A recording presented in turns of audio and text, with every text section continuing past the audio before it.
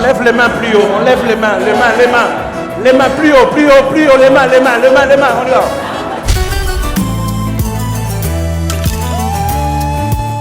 Je suis d'abord fils de M. Emmanuel Mbié et Mme Thérèse Butota, qui sont d'ailleurs vivants. Et je suis 5e de ma famille. Je suis la 4e de la famille. J'ai grandi un peu comme tout le monde, mais il y a eu quand même quelques, je dirais, particularités. Quand il était tout petit, je sais qu'il ne parlait pas beaucoup. C'était un garçon très timide, mais il avait un rêve, tout en étant jeune.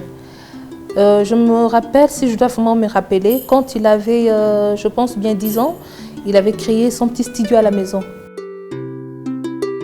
Au départ, déjà, il y avait un piano à la maison que papa avait ramené de l'Allemagne. Il aimait tellement la musique que mon père, au fur et à mesure qu'on grandissait, il lui a trouvé un professeur de l'INA pour lui apprendre à jouer au piano. D'ailleurs, on le faisait à 2. Malheureusement, moi, je n'étais pas trop dedans.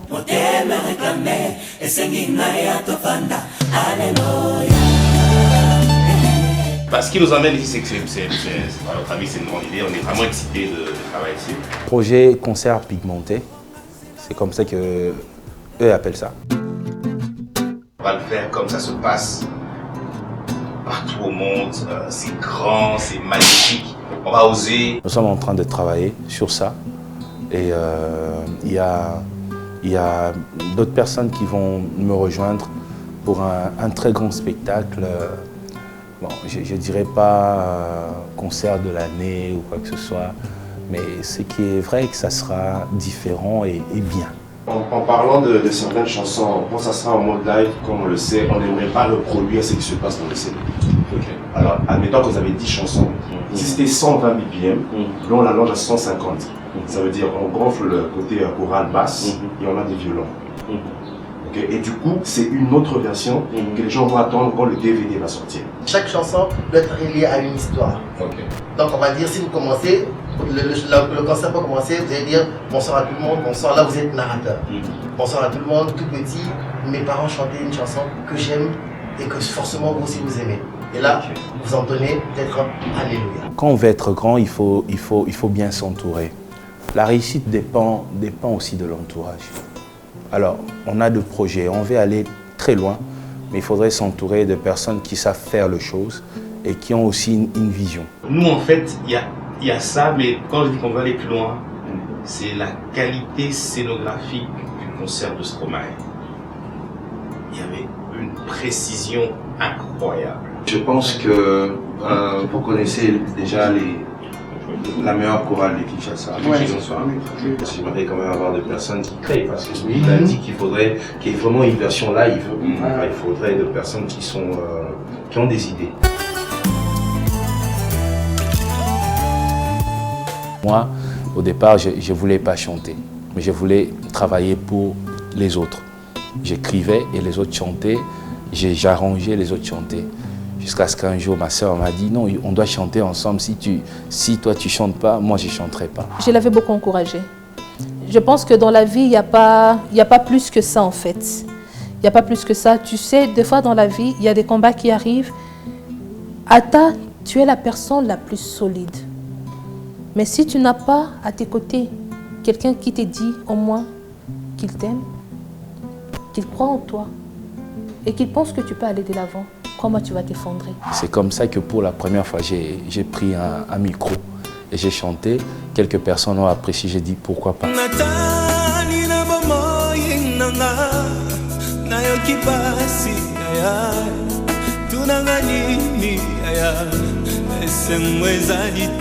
J'ai quitté le groupe pour démarrer. C'est là que j'ai fait mon album Influence. Après Influence, il y a eu Cœur de l'Agneau. Après Cœur de l'Agneau, Champion et ensuite Héros.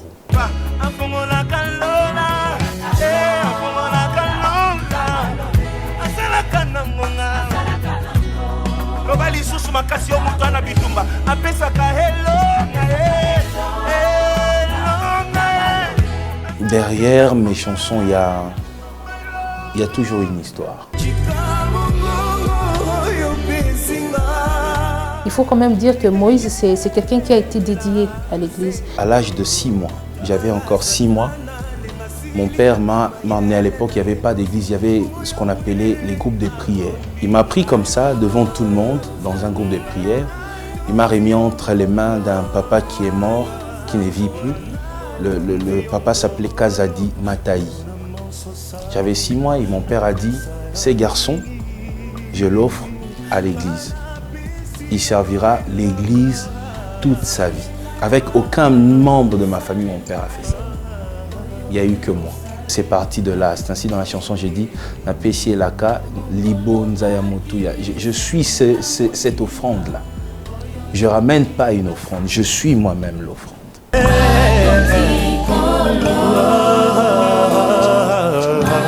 J'ai commencé d'abord dans un groupe de l'église. Ensuite, j'ai créé mon propre groupe à l'église. Et après, on a mis fin à cette histoire de groupe pour entrer dans les étoiles de louange. Un grand groupe qui a existé, qui existe d'ailleurs jusqu'à aujourd'hui.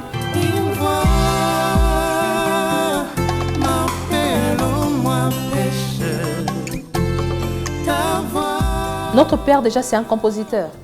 Et c'est un don au bisono surtout aux yango. La plupart des chansons au l'église n'aiment pas na kalaba. Ngana kokende na lola kokutana na masia mobiki si lokola nani lokoleli ya kendeki na kokende na ngana lola. C'est une chanson écrite par mon père.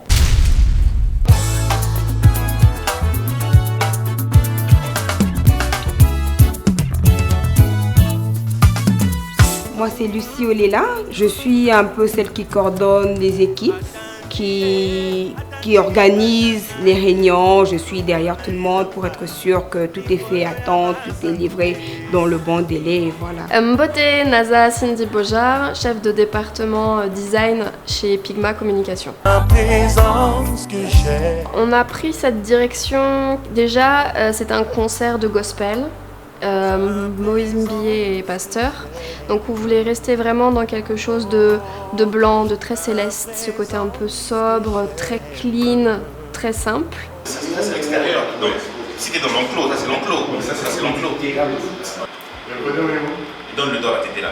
On a mis le podium, pas où le podium de Fadier, de l'autre côté, parce que là-bas les voitures peuvent entrer. Donc Moïse Mbié peut entrer par derrière. Je m'appelle Gauthier Omba Djunga. Je suis architecte d'intérieur, designer et directeur artistique. On laisse l'autre côté tout le monde. Okay. Tout le monde entre par là. Donc tu as tous ces parkings-là pour faire ce que tu veux. Sur ce projet, je m'occupe de l'emménagement de l'espace en général, du podium et du backstage.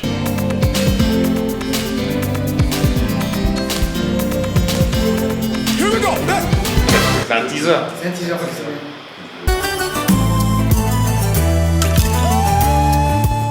Je me souviens qu'un jour, il s'est approché de moi, vu qu'on parlait beaucoup, c'était l'un de mes frères les plus proches. Il m'a posé une question, parce que là, il allait déjà à l'école, alors il cherchait quoi embrasser en fait dans la vie. Il est venu me poser une question, je n'oublierai jamais ce jour-là. Il m'a dit, pour devenir pasteur, qu'est-ce que je dois faire? Je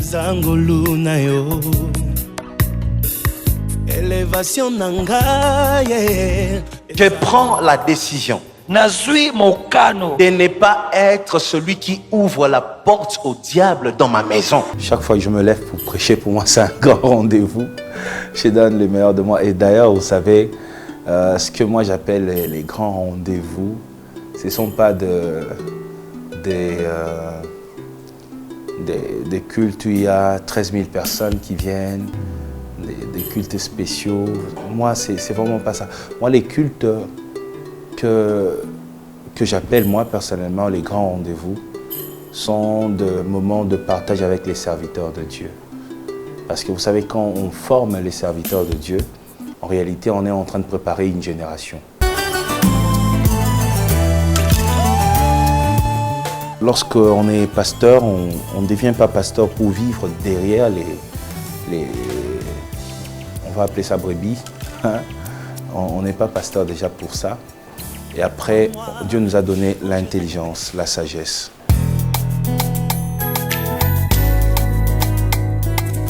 c'est le directeur général et moi je suis la directrice générale adjointe.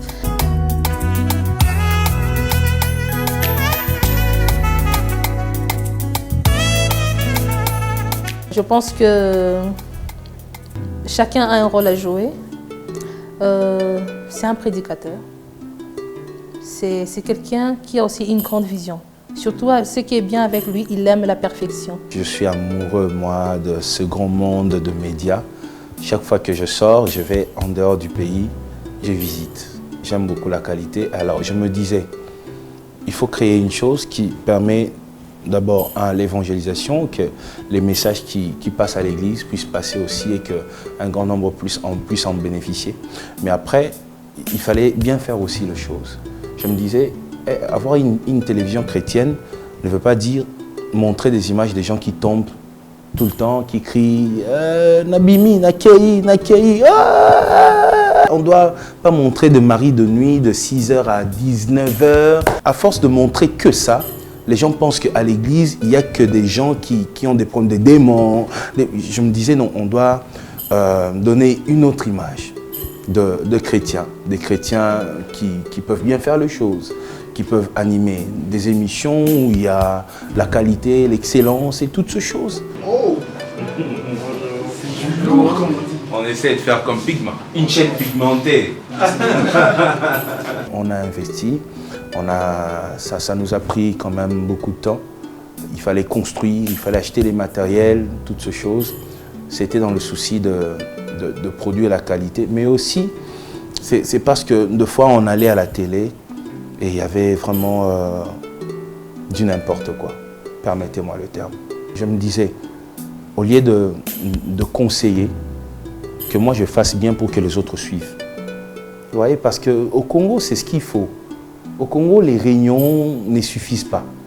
Il faut être un exemple. Alors, pour être un exemple, il fallait créer Siloé TV. Il fallait que ça existe. Et maintenant, nous, on n'a pas seulement les matériels, on n'a pas seulement les bâtiments, on a aussi une vision. Ah, ok, c'est vous les dirigeants? C'est lui. Ah, ok. Je suis Paulin Massiala, je suis le directeur artistique de la chorale Monseigneur Luc Gillan.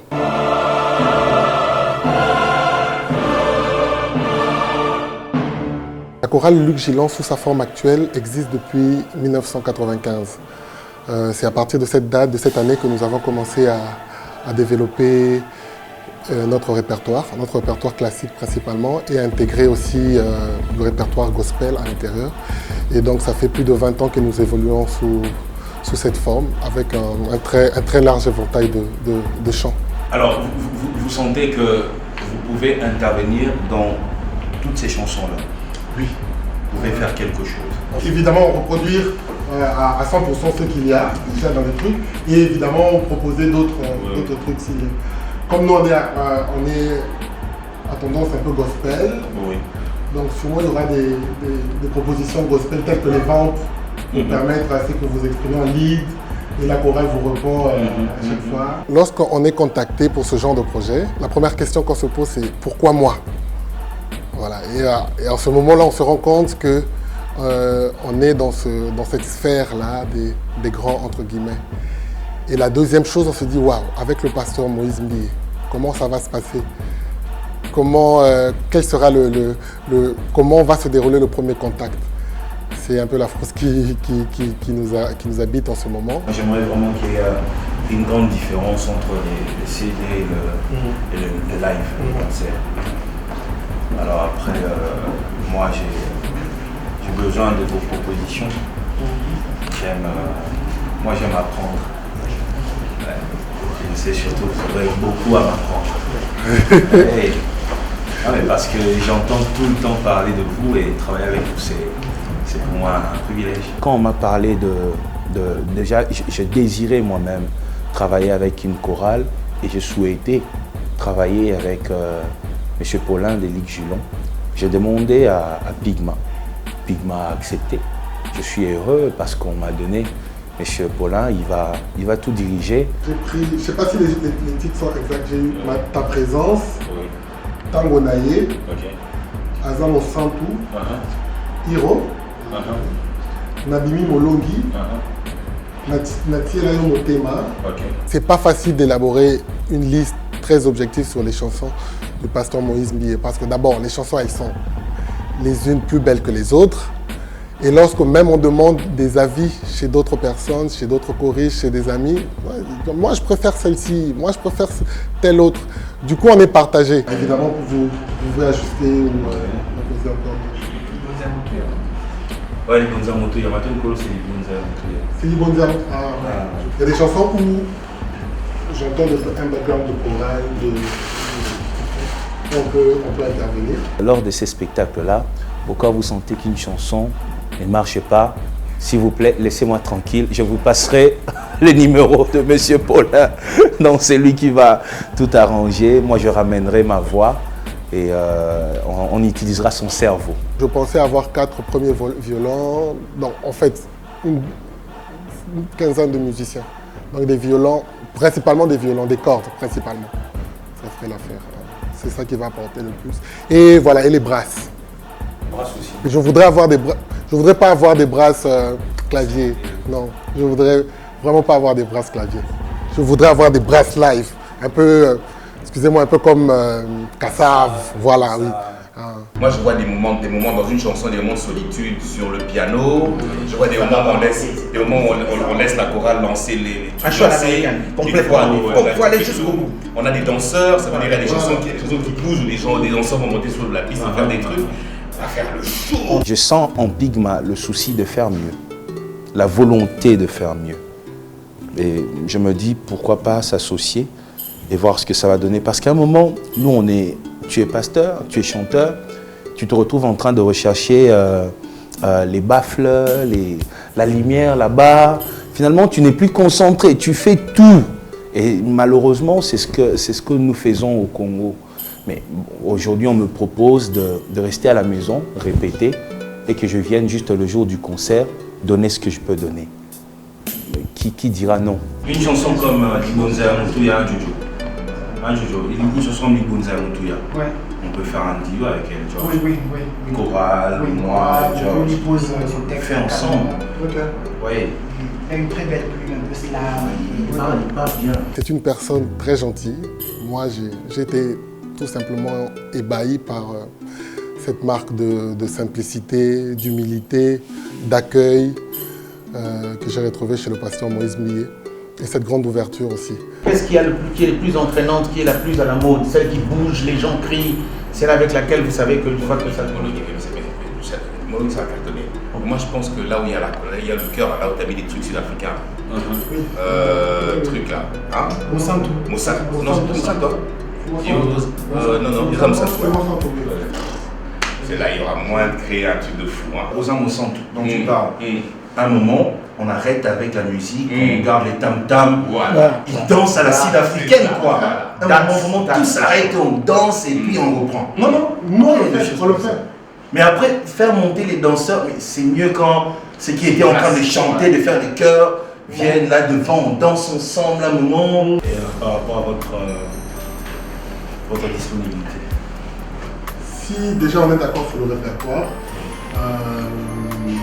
demain, mercredi, moi je peux commencer à lancer les répétitions chez nous. En vrai, quand on va venir faire les mises en commun, qu'on ait déjà une grande base. Alors, je peux estimer effectivement, je pense qu'en 2 semaines, je peux avoir déjà quelque chose à proposer. On est pressé d'y être. Je pense qu'il est temps que les enfants de Dieu visent aussi l'excellence. Et moi, j'invite tout le monde. Venez très nombreux. On va écrire Jésus ensemble. Et ça sera pigmenté.